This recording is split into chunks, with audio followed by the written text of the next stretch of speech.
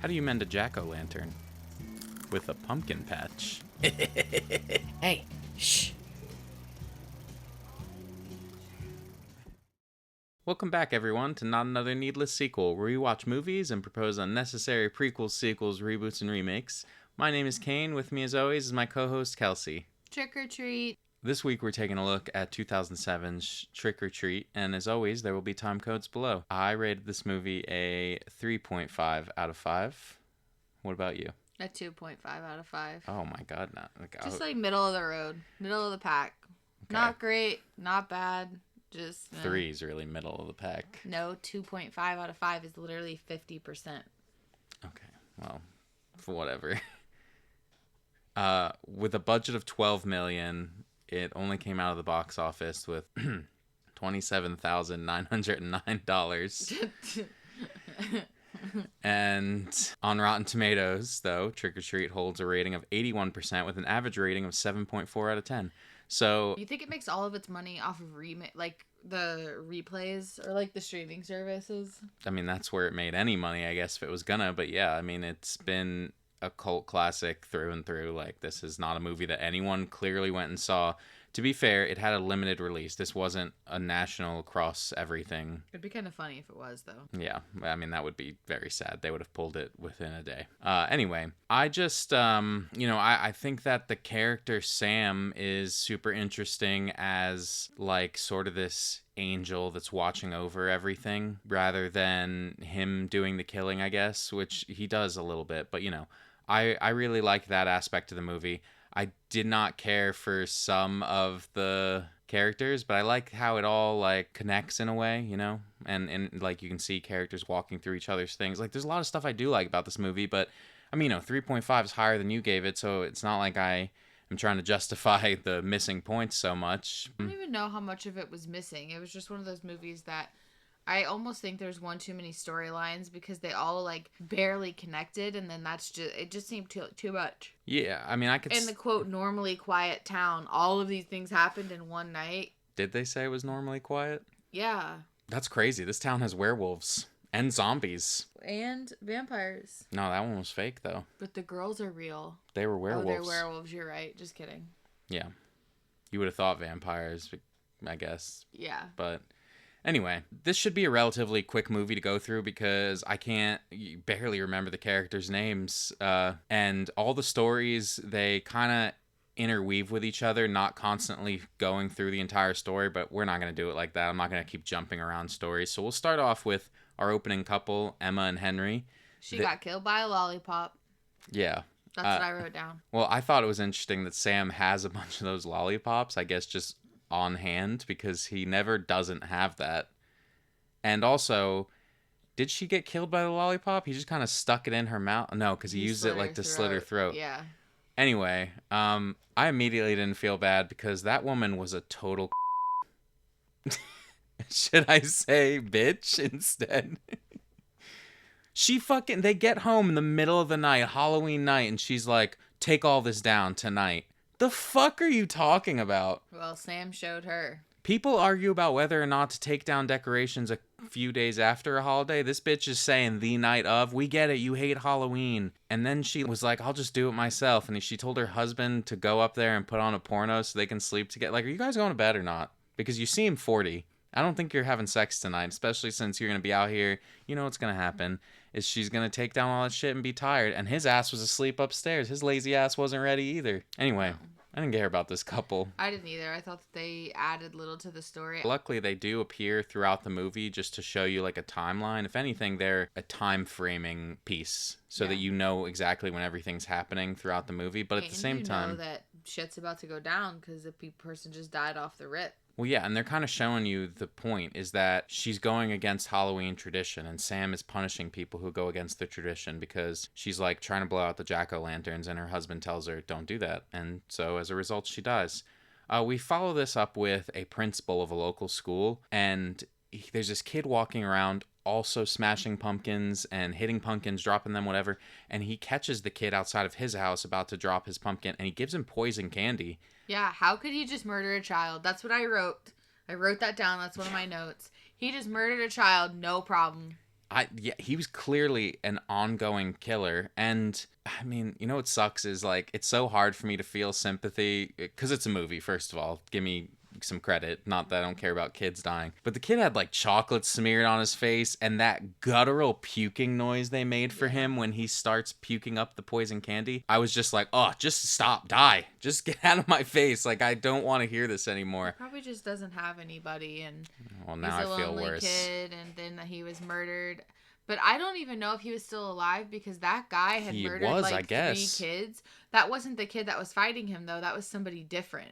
The one There in was the multiple grave there that was was multiple moving. bodies moving in the grave, and I it thought he was was not the just chunky kids doing it because over and remember over. his head was cut off. You're right. He had to have So taken the there was head an off. alive person down there that he buried alive, a child. That was a different Because they person. go back to the flashback of like what the kid looked like. And I guess it's not like he's killing one person per night because he after that goes out dressed as a vampire and is killing people. Yeah. So this guy was the most dangerous person in the whole movie.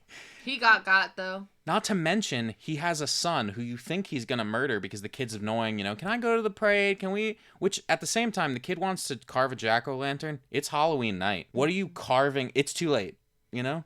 I don't know. When did you carve pumpkins for Halloween? You never did. I don't know if I ever carved a pumpkin though. Yeah, so you think he's gonna kill this kid, and it turns out they're carving another child's face open together. So the little kid is a serial killer too. I think it. I don't know, man. I thought he was gonna kill his son too, and then his son was like, "What did he say? What did his son say?" He says, "Are you gonna help me carve the jack-o'-lantern?" And then he says, "Let's make it a scary face this time. I need help with the eyes." That's right. And then the chunky kid's head was on the table. Yeah, real fucking dark shit. That's the last time you see that kid too. Yeah. Because it's not the Well, no, last time that kid at the very end of the movie, when they're kind of showing, at the very end of the movie, they show every character that you've kind of met in a sense, or at least their house, like everything kind of going by in a way. And you see he's actually sitting on the front porch waiting for his dad, who he will never see again. That's right, because next storyline. Well, I want to first touch on there's these kids walking around, and they show up to this guy's house too, right? Do they go to the principal's house? Or no, they go to a weird. They just walk by and they're looking for jack-o'-lanterns, and they go by this girl's house who like doesn't come to school because of her, I think, autism or. Yeah, they That's call what it her seems something like. terrible, but they're like using this to bully her. They tell this. I thought it was sad because the main girl is the one who's bullying them. The other two kids, like, And she's real mean. yeah, the other two kids don't really seem like they're in on it, but they also like. I think they were all in on it, but Don't- maybe they weren't as ready Then they for don't it. stand up for her in the end, and boy, does she freaking get them. So they tell this story about long ago there was a bus driver who drove the mentally disabled children to school, and the parents paid him to crash the bus with all the kids in it. And things go awry, and basically one of the kids gets up and gets in the driver's seat of the bus and drives it off of this cliff with the bus driver inside into some water. The kids apparently all died, and the bus driver escaped. Well, the kids died because he chained them to the. Yes, they were chained to their floor. seats. There was no... Yeah, and then one of them, he slipped his hand out, and that's what happened. So they're claiming that they need to bring these jack-o'-lanterns there for this ritual. They go there, and the zombies are real, and they were trying to prank this other girl who doesn't really have friends. But they had the jack-o'-lanterns because the light on the jack-o'-lantern was supposed to keep the zombies at bay. Yeah, but they didn't really believe it the whole time. Yeah. But once it turns out to be real, that girl escapes and lets them all die. Rightfully so, I guess, but at the same time, I was like, damn, I mean... cold, too. like, They were... You're not they gonna tell bullied her anybody? a little bit, and she's like, you can die. You don't want to mention to the town that there's zombies here, like real ones? I guess they were zombies. Also, the kids on the school bus were all played by performers with real disabilities or injuries. So I thought that was nice. That is nice. Anyway, those kids basically all die except the one girl. And then we see there's a group of college-age girls, and they're all dressed as different... We got a Snow White, you know, Bo Peep, Red Riding Hood, like a Cinderella, that kind of thing. And the whole time it seems like they're trying to get Red Riding Hood laid, and she's a virgin. And they are like going around town in their slutty outfits, picking dudes up, and you think it's just, I don't know, a college thing. Yeah, Red Riding Hood meets the principal, who is dressed as a vampire, who actually just got done killing somebody with his fake teeth. It seems like he's straight up just tearing their neck out because he doesn't have real vampire teeth, but he's biting them and making them bleed. You honestly think it's a real vampire. They don't reveal this until the end. That And he just likes to eat people. yeah, and you're already seeing demons and fucking zombies. You think that this is a Norm. yeah. She meets this vampire and she brings them back to their little party. They're having a little fire out in the woods. They're having a little fire out in the woods because they're all werewolves. And this guy that's dressed up as a vampire, the principal that's a serial killer, thinks he's about to kill this woman.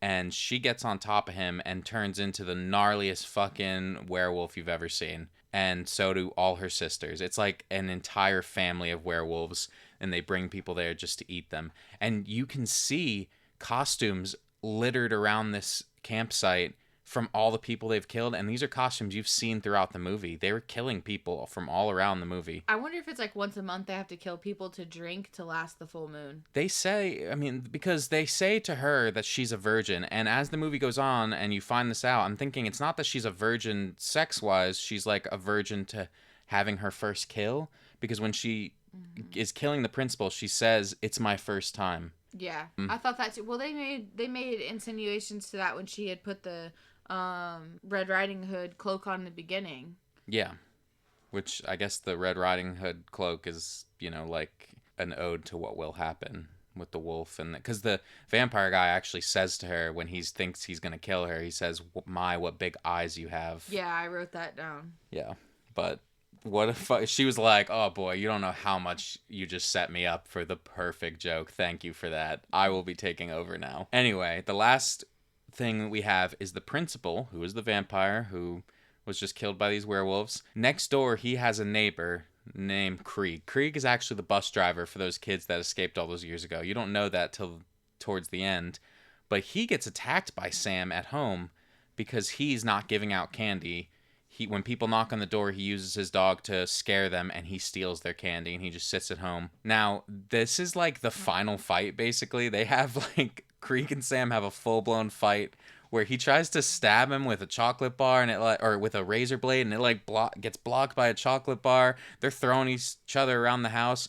And earlier on, you actually saw him calling for help from the principal, but the principal looks over and is like, "Fuck off." And he's over there being murdered. He actually does survive this fight. You see him like in a full bandage, like he's barely walking, barely breathing, and he's got just a bag full of mints, and he's just throwing them to the kids that come to the door now. Yeah. But in the very ending there, he gets a knock at the door and he opens it, and it's all the zombified children that he drowned, and they tear him apart, which I was like, why now? It's been years, you know? Yeah. Why did you guys come back now? Maybe they've been trying to get out, but they never had a reason because the the elevator was always elevator. at the top, so You're they couldn't ever get out of the quarry. You're right. And when the kids came down, they saw it as their opportunity. But so that's it. Basically, all ties together. In the end, you see everybody going on their way and that kind of thing. I saved all my trivia for the end because it kind of all has to do with Sam and just the end of the movie. So the candy bar that Sam uses to attack Krieg in the end, it's the same candy bar that he got from the principal early on, because the principal was putting razor blades in the chocolate because he was trying to kill kids. So when Sam has that candy bar razor blade, that's not like his special design knife. He just had that from the other guy. They couldn't use any recognizable candy wrappers because of all the candy in the film is going to be, you know, poisoned or filled with razor blades. And so they had to create their own. And they said that was fun because we came up with stuff like Big Fudge Log. Would you like a Big Fudge Log for Halloween? No, that sounds absolutely disgusting. That would have been some candy I would have thrown away. I can see it now. I would have put it in a separate bag. It doesn't, no, thank you so much. And then you just hold it. Like, I used to, speaking of Halloween and going trick-or-treating, there's this lady who on Halloween she used to hand out her own homemade popcorn balls, but they were unwrapped. So she would just hand you like an unwrapped sticky popcorn ball and be like, "Happy Halloween." That's nice, but come on, let's get a little saran wrap going or something. Uncovered. I'm pretty sure we've all seen candies that come in as you're trick-or-treating if you celebrate. And you read it and you're just like, I've never heard of this in my life. I'm not eating that. Like, where did you get this? I'm not buying this or eating this candy that you've had for 30 years. Anyway, there were 18 drafts of this script, and the only consistent theme that really kept through each draft was the stories represent a different stage of a person's experience with Halloween. So that first story with the principal and his son is about how you're introduced to the holiday as a kid and how you experience it. The second one with the kids pranking the other kids is kind of when you're like a young teenager and you're roaming around with your friends and not parents for the first time when you go trick-or-treating with just friends. And then, of course, the college one that's older in your 20s when, you know, trick-or-treating isn't a thing. Halloween becomes really more about sex and dressing up like that. And then finally you see Krieg, the bus driver, who is in his twilight years, and you're just sitting at home giving out candy. Like, and so this is you experiencing Halloween through all of these stages of life. Oh, good thought. And I thought that was an interesting way that they like tied it all together as well, you know, from child to old. I thought that was cool. I liked the first one with the principal and his son about how you're introduced to the holiday. I think something I would have wanted to know is why was he a serial killer? Why did he do that? Also, who is Sam? So Sam is like the spirit of Halloween. He's like, I mean, it's not explained, but you know, I it's see. just Okay. I was so confused. I was like, why is there like this little kid he's like the who Santa like Claus, you kind know? of murders but also stays back? It's like if you don't sell, or if you're not keeping with the rules, he doesn't care if you're murdering. Like the werewolf women were doing that, but they didn't break any rules, so he didn't try and kill them, you know? That makes sense now. Okay. Last, most of the jack-o'-lanterns were either made of foam or ceramic, and Why couldn't they get real ones? it would have rotted. They had an onset joke though that was no pumpkins were harmed during the making of this movie. Unless somebody crushed a pumpkin pie. I guess you're right. Who knows what kind of food they got into. I was a bit concerned that I was, you know, gonna get shit for giving the movie a 3.5, but I mean, you've been harder on the movie than I have, so they'll direct it all at you. That's fine. Okay, I'm gonna give you candies, and you have to rate them 1 through 5 without knowing what's next, except you know one. So. I know one of them. Yeah. All right. I know the first one. We'll start with that, whatever you think it is. For like Halloween candy?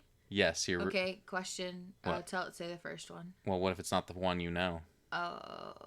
We'll go with the one I know. I don't know which one you know. I know number 1. Oh, Reese's peanut butter cups. Are they the shapes or are they just like a regular cup? Are they a mini cup? We'll say pumpkin shaped. Pumpkin shaped, just plain Reese's Yes. cup. 3.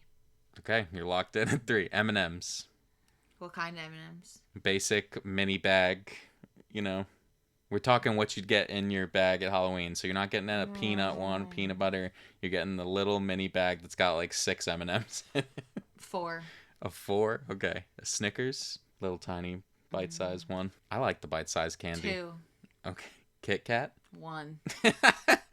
And Twix. Oh, That's yeah. 5. It's 5. 2. It has to be 5. What would you have done? Well, I can't I really. guess you wouldn't have known. I can't guess really for do me, it. if I'm looking at this though, number 1, Kit Kat. Okay. Number 2, Twix. Number 3, Snickers. Probably 4 peanut butter cups and 5 M&Ms.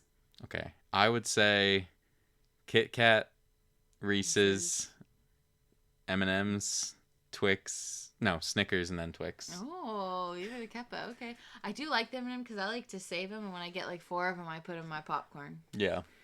But as far as like just bite size like candy, I don't really necessarily want like a whole pack of M&Ms. I don't know. Well, I hope you guys played that game at home as well. Do you have a pitch line? Yeah. Okay. Do you really? Let me start. Hold on. So anyway, a sequel has been talked about since 2009, but as of October of 2023, though there's been several drafts for a sequel to this movie, nothing's been greenlit, and the writer and director, Michael Dougherty, stated, "The last thing I want to do is see Trick or Treat Part 9, Sam Goes to Space," you know? Although that does have potential, like, you know, he's joking around. Jason. Yeah, he's just saying he doesn't want to make too many. I think there should be a sequel. I think that this character deserves another chance. I didn't really get into it, but I think Sam's design is fucking perfect. Like, he has such a unique design, and it just feels like it doesn't. It does look good. I think when he took the mask off, though, I didn't really like it. Okay, there is that. Yes, if he left it on. Yes, no. I don't. Underneath, he looks very 90s, like horror, like fucking killer clowns from outer space or something. I don't know. Also, I didn't get to mention it because it's such a small scene, but if you remember, there's early on when the college girls are getting ready in the dressing room, that little kid is looking through. That's the same kid that plays Sam. Oh, okay. Anyway, I mean, it's not Sam, or at least, I'm sure people have theories. Oh, it's been Sam the whole time. But he's got a mother, so that's weird. Anyway, do you think it should have a sequel? I guess, yeah, it could. But I think I wouldn't want it in the same town. Like, I wouldn't want it, like, in Woodsboro. I think it could go, I don't know. You might like my sequel then, but I think it could go somewhere else because we kind of, like, closed the chapters. yeah, it wouldn't be. Right? I mean, I don't know. I guess you could do a spin-off that's like, and here's all about this werewolf group, like. But I don't know. But it seemed they travel though for Halloween because they were like, "What about the cities? We usually go there," and they're like, "No, to here tonight." Yeah. So they're never in the same place. A principal you're never gonna see again, or Krieg, he was ripped to shreds. Yeah, and the one girl, I guess, she could go back and be friends with the zombie. I mean, I don't know. Did the zombies make it out of there after they killed that guy? Did they just walk back to? I have no idea. Go. Anyway, what is your pitch line? Do you want to know what my pitch line is? Sure. Anything can happen on All Hallows Eve. Oh, okay. Anything can happen under the sea. All right. Well, you stole my. Next time, add a spot that says I keep pitch forgetting. line. I'm sorry. It's I okay. forgot we did pitch lines. I mean, we haven't done it in a while. And... yeah, I could call it All Hallows It's Eve okay. of It's fine. Bikini Just Bottom. That's your Anyway. title, or that's the pitch line? That's the pitch line. All Hallows Eve and Bikini Bottom. Mm-hmm. Okay. What? So my sequel is a remake. Uh-huh. And it is Trick or Treat, but a SpongeBob TV movie. Yeah. Did you looked at Sam and you were just like, this looks like a fucking SpongeBob character? I don't know. It just felt like SpongeBob. I was thinking hash slinging, flash blinging. That's what we should have been for Halloween. Anyway, so remake of the movie, but a special SpongeBob episode. So Okay. I think it'll be like SpongeBob Trick or Treat in Bikini Bottom or something like that. Are but I people think gonna die? Listen, I'm gonna Okay, tell I'm you. sorry. Go Hold on. ahead. Okay, SpongeBob will be Sam. Oh. Okay, and he will become so by going to the ocean surface and finding a pumpkin on the beach, becoming possessed on Halloween and Halloween only. Oh.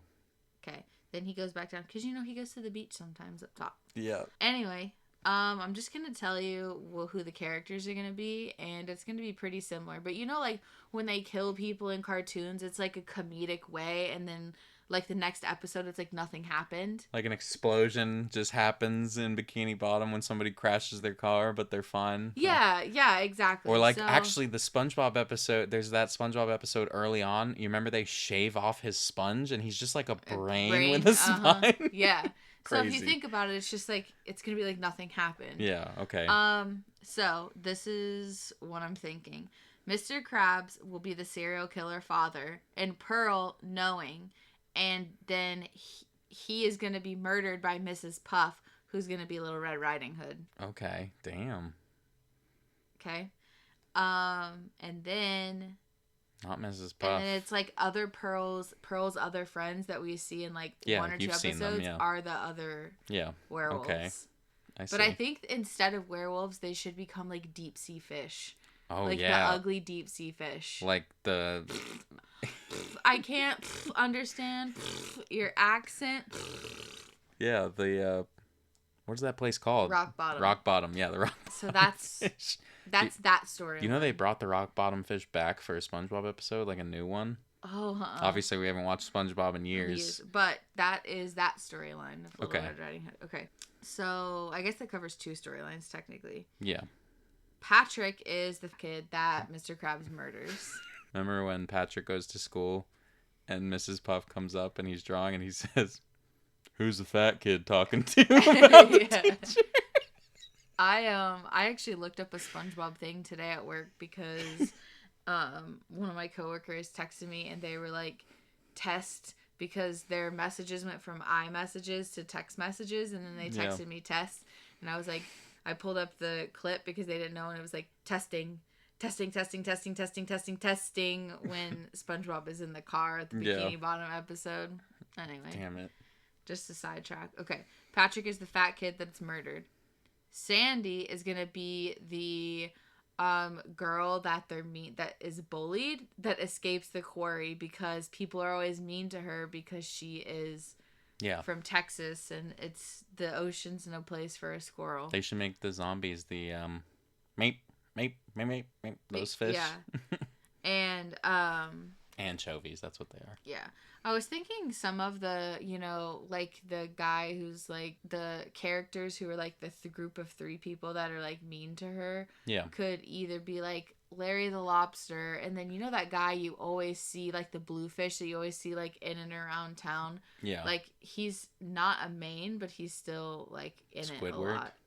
lot. No, I got something for Squidward. Oh, okay. Gary? I don't know. I didn't really have Gary in it. Oh, that's okay. I was thinking Gary could just be with the kids or something. Yeah, he could. I mean, whatever. I mean, this is my movie. Oh, okay. For sure. I mean, I think it'd be cool if Gary I was told like, you to prepare for more probing questions and everything with sequels. Yeah, I didn't really do anything with Gary That's in fine. this, but anyway, Davy Jones is going to be the troubled bus driver Hell who yeah. killed the kids. And Squidward, along with other squids from the town, like where Squilliam and Fancy's son lived, Yeah. are going to be the kids that were killed in the quarry Oh. and come back for Davy Jones. I like that. I like Davy Jones. Yeah, so that's my sequel. Nice. No other feedback? I really like it. Okay. I thought that you thought very thoroughly about the different things. I wish that we could get fun stuff like that in the real world where let's just push it all aside for a second just for the fuck of it. Make this fucking rated R random SpongeBob thing out of nowhere. It doesn't have to be canon. It doesn't have to be shown on Nickelodeon. Just make that shit. And I thought it would be more of like a comedic thing. Yeah. It's not gory. So maybe like PG-13. I wouldn't say rated R. I also think like if anytime somebody cusses, it would be like Sailor's Mouth. Yeah, the dolphin noises. Yeah, so I don't know. Hell yeah. Mine is called Trick or Treat Legends. Oh. I think you'll like it if you don't fall asleep while I'm telling you. I might. Just kidding. I'm awake. So this will instead... I'm asleep. I'm awake. I'm dead. I'm awake. This will instead be a yearly TV show that streams every year with new episodes only in October. Mm-hmm. And every story will feature Sam watching over, almost like he's the host of the show. You know? Mm-hmm. So it's nearly Halloween. Some teenagers are out camping around a fire pit when they begin to share stories in the spirit of the season. Each of the children tell their own unrelated, supposedly true story. Okay. Even though it will be, like, related in the background. Like, nothing quite as, I guess, on the nose as this. But you'll see things here and there that, like, if you're watching, paying attention to the details, you'll be like, oh, that's the fucking car. From season 2. Yeah.